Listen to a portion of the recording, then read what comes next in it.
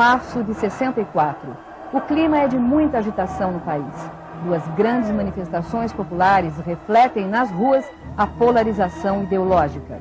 No dia 13, no Rio de Janeiro, 150 mil pessoas comparecem ao comício da Central do Brasil. O presidente João Goulart anuncia o início das reformas de base. Dias depois, 500 mil pessoas saem às ruas em São Paulo. É a Marcha da Família com Deus e pela Liberdade, organizada por empresários, setores da igreja e políticos contrários ao governo. No meio militar, episódios de quebra da hierarquia acirram os ânimos do alto comando. No dia 31 de março, tem início o movimento que põe fim ao regime democrático instalado no país desde o final do Estado Novo de Getúlio Vargas. Os generais ficariam 21 anos no poder. É o último dos movimentos salvacionistas dos militares que foram, durante toda a República, eles participaram do processo político nacional como interferindo numa maneira de que eles eram uma maneira de salvar o processo político. Os militares no Brasil sempre tiveram uma história de participação no Estado e de uma visão de que eles são os que sabem, agora mudou, mas que eles sabiam o que era bom e o que era mal para o país. Os militares agiram na história do Brasil desde a proclamação da República. A proclamação da República não teve a presença do povo. O povo gostava do imperador. E aí vem as revoluções de 22, de 24, de 30. Passaram a crescer mesmo. Foi em 37 quando Getúlio deu o golpe de Estado com os militares. O doutor Getúlio Vargas, ele sempre dizia, é uma concessão dos militares, poder. Getúlio governou com os militares até 45. Bom, em 45, os militares, como Dutra, derrubaram Getúlio.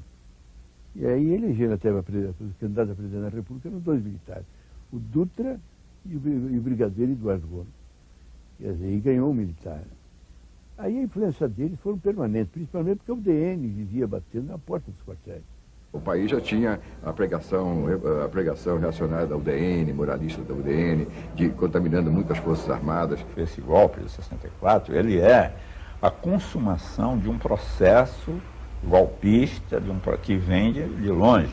Já em 54, a tentativa de golpes só não deu resultado porque o Getúlio se suicidou e pôs o povo contra os golpistas. O movimento de 64 foi arquitetado e comandado também à distância pelo Departamento de Estado americano, preocupado em que o governo do Brasil tomasse e enveredasse por um caminho semelhante ao de Cuba. Estavam acompanhando como se fosse um distrito, né, do comando deles. Foi o golpe mais anunciado que existe.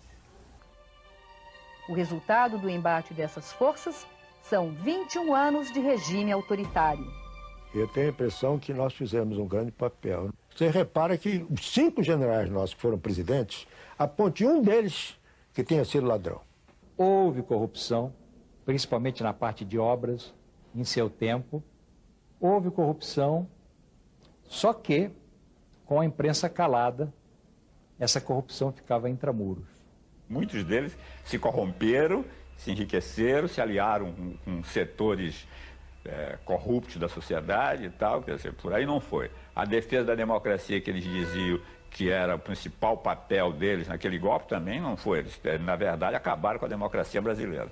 40 anos depois, o balanço da ruptura democrática de 1964 ainda divide opiniões. Aí nós vamos encontrar durante todo o tempo do período da Revolução de 64 essa luta interna entre os militares e realmente aqueles que queriam, quer dizer, que o processo se normalizasse, que voltasse o país à normalidade democrática. E isso marca todo o processo dos 20 anos da Revolução, até que as ideias do Castelo, que eram aquelas de retomada, elas vão renascer com o general Geisel. Quer dizer, o general Geisel, então, ele que era do tempo do Castelo, chefe do gabinete militar do Castelo, ele então vem e faz o que ele chamou abertura lenta, gradual e segura. A minha geração aprendeu que esse negócio de democracia é preciso realmente estar atento a cada hora contra a eventualidade do retrocesso. Eles aprenderam que eles não são capazes de dirigir o país, né? E chegamos a fazer esse país um país que entrou nos níveis de referências mundiais. politicamente não fomos capazes de fazer a mesma coisa. Ao produzir uma política de arrocho salarial brutal, baixou o perfil do mercado de consumo popular. A própria estrutura produtiva passou a se reciclar mais rapidamente para exportação, consumo de luxo. Segundo questão grave, deteriorou os serviços públicos. Há um campo que nós, vamos dizer assim, reconhecemos que não podemos avançar mais. E que ainda é hoje um problema para o Brasil, que é o campo da educação.